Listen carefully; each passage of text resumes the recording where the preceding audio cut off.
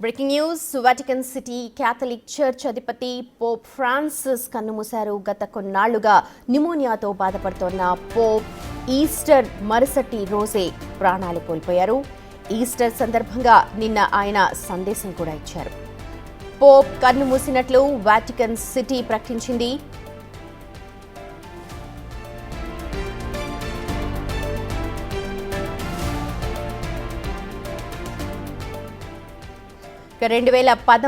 మార్చి 13 నుంచి పోప్గా సేవలు అందిస్తున్నారు ఫ్రాన్సిస్. ఆయన అసలు పేరు జార్జ్ మారియో బోర్గలియో. 1936 డిసెంబర్ 17న ఆయన అర్జెంటీనాలో జన్మించారు.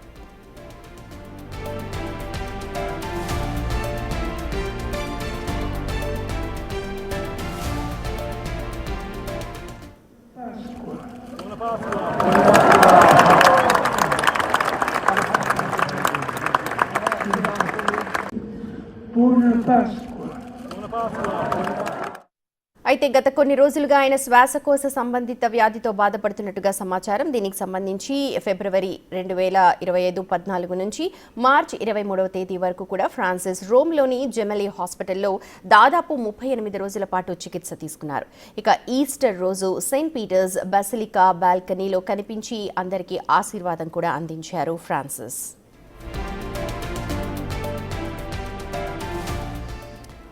పోప్ మరణం తర్వాత ఇప్పుడు వాటికన్ సిటీ అధిపతి ఎవరు అన్న దానిపై ఇప్పటికైతే క్లారిటీ లేదు. ప్రస్తుతం మాత్రం వాటికన్ సిటీ అంతా కూడా దుఃఖ సాగరంలో మునిగిపోయి ఉంది.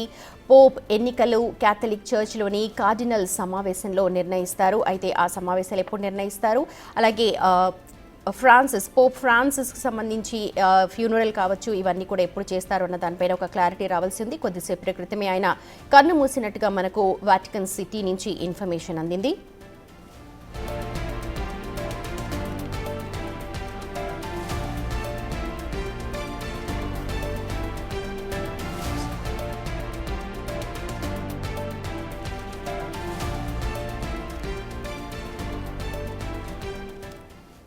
రైట్. ఈస్టర్ మరుసటి రోజే పోప్ ఫ్రాన్సిస్ కన్నుమూయడం అన్నది కాస్త బాధ కలిగిస్తోన్న అంశమని క్రిస్టియన్ సోదరులు అందరూ కూడా అంటున్నారు. మనతో మాట్లాడడానికి పాస్టర్ సుగుణాకర్ ఉన్నారు.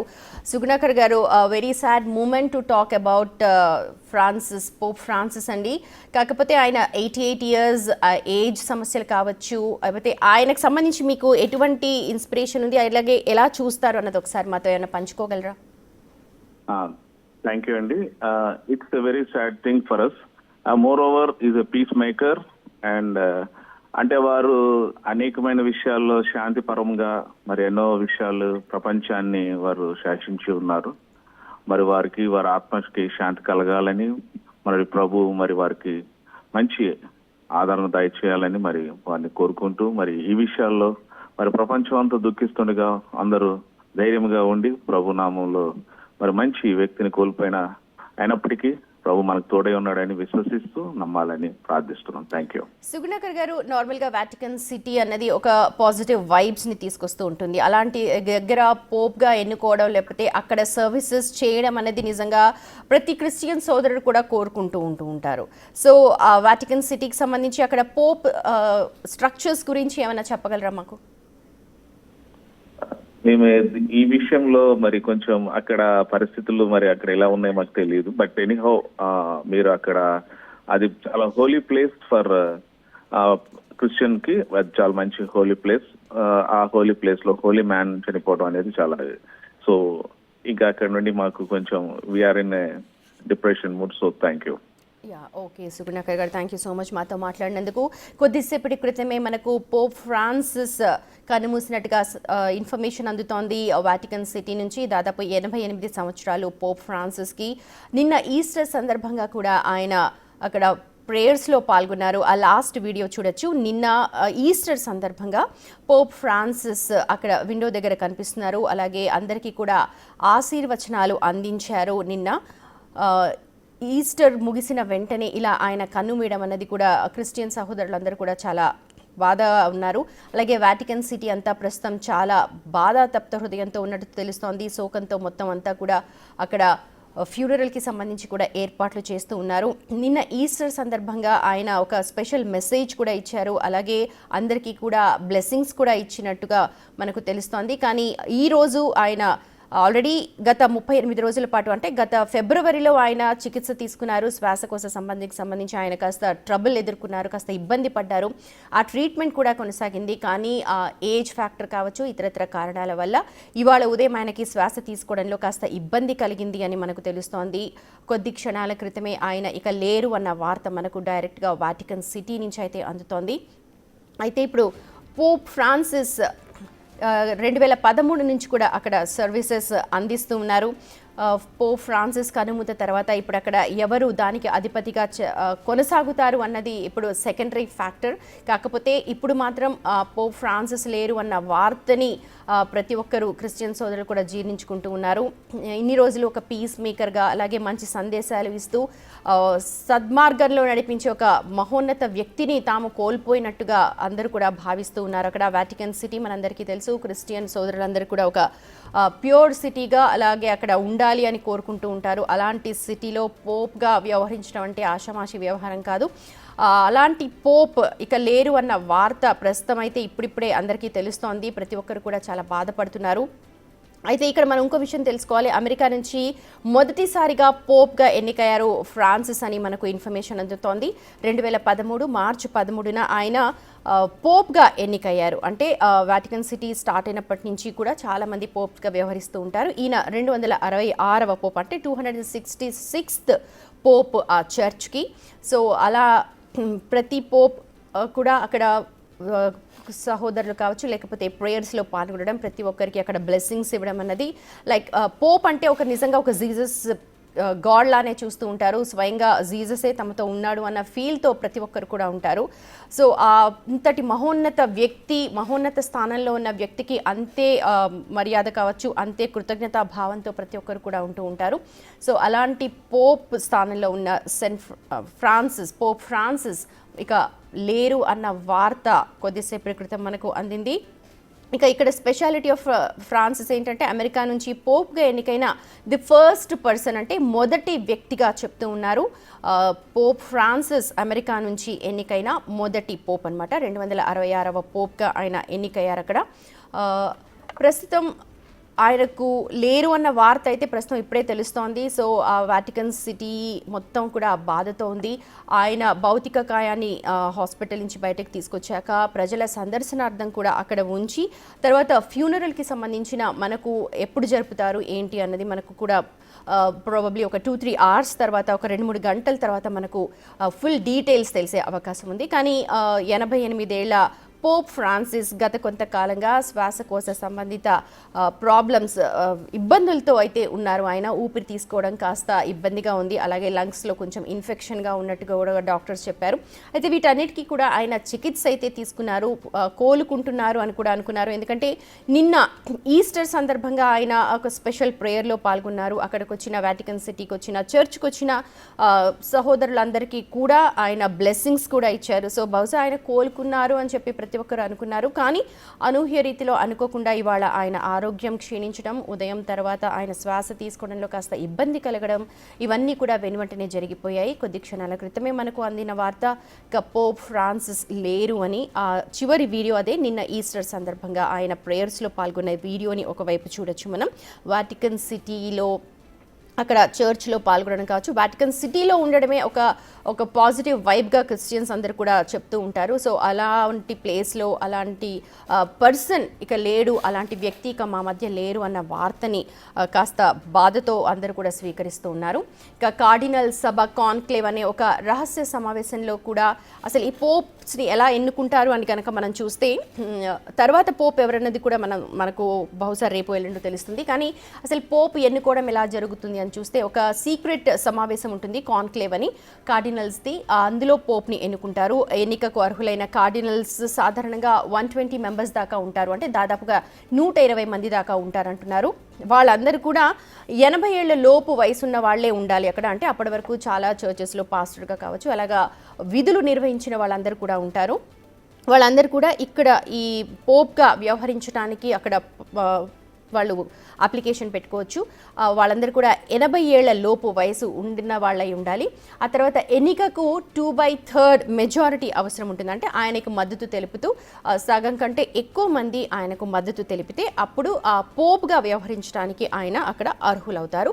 అలాంటి వ్యక్తిని పోప్గా అక్కడ వ్యవహరించడానికి చూస్తారనమాట. సో అలా ఎన్నికైన 266వ వ్యక్తి పోప్ ఫ్రాన్సిస్. ఆయన ఎన్నో సంవత్సరాలుగా అక్కడికి వస్తున్న సోదరులందరికీ క్రిస్టియన్ మతాన్ని అక్కడ పెంపొందించడానికి, అలాగే అక్కడ వచ్చిన వాళ్ళందరికీ కూడా ఒక పాజిటివ్ వైబ్ ఇవ్వడానికి, మంచి పీస్ మేకర్గా ఉండడానికి, అలాగే సత్ప్రవర్తనతో మెలగాలి అని చెప్పడానికి ఆయన సహర్నిశలు కూడా కృషి చేశారు అని చెప్తూ ఉన్నారు ఆయనతో అనుబంధం ఉన్న ప్రతి ఒక్కరు కూడా.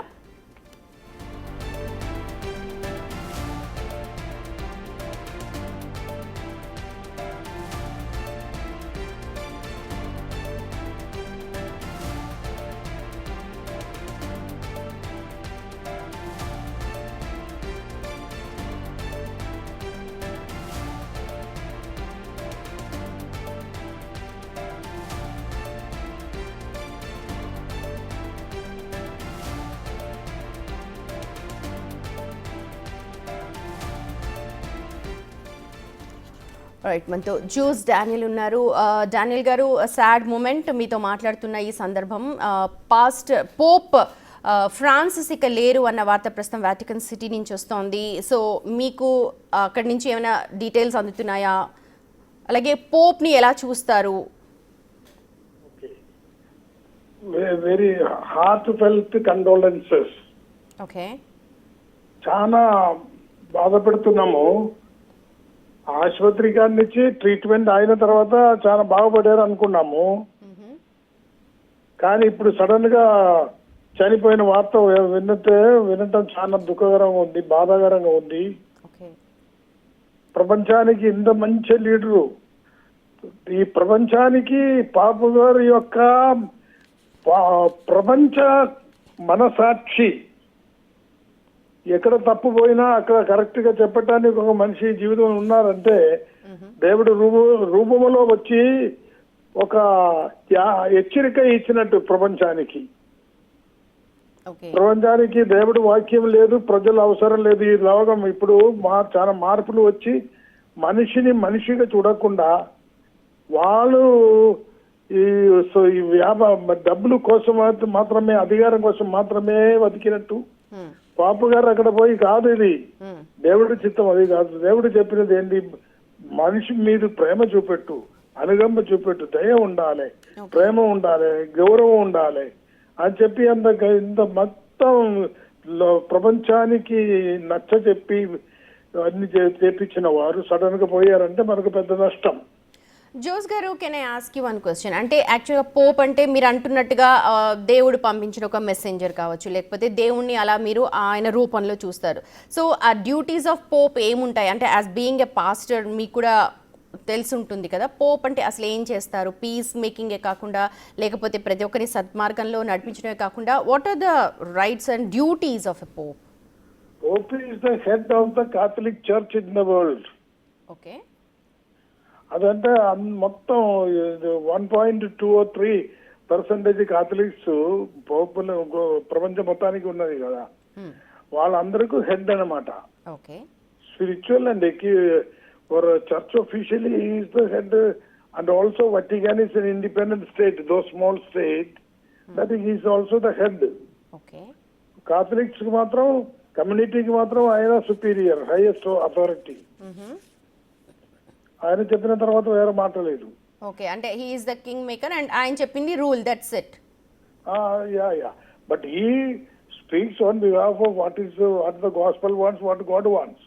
ఓకే, అది he has got a consultation, he will be taking, but he is the final authority. Okay,